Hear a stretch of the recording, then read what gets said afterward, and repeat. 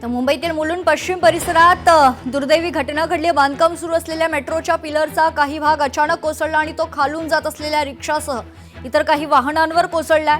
या अपघातात 3 ते 4 जण जखमी झाले असून यात एकाचा मृत्यू झाल्याची देखील अपडेट आहे। मुंबईतील मुलुंड पश्चिम भागात एक भीषण दुर्घटना घडली आहे। लाल बहादूर शास्त्री मार्गावर मेट्रोचं काम सुरू असताना सिमेंटच्या पिलरचा एक मोठा भाग अचानक कोसळलेला आहे। यावर आता आदित्य ठाकरे यांनी देखील ट्विट करत आपली प्रतिक्रिया दिली। बहुतांश प्रकल्पाच्या खांबाची रंगरंगोटी आधीच झाली आहे।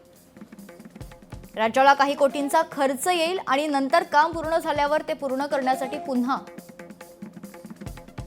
कोटी। बहुतेक पायाभूत सुविधांच्या कामांमध्ये भयानक बॅरिकेडिंग आहे, त्यामुळे एकतर वाहतूक कोंडी होते किंवा वाहनं मोकळ्या खड्ड्यात पडतात।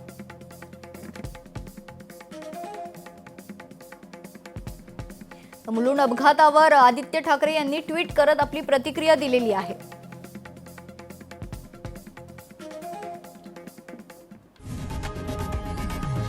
लोकशाही मराठी ऐका, पहा, जागरूक रहा।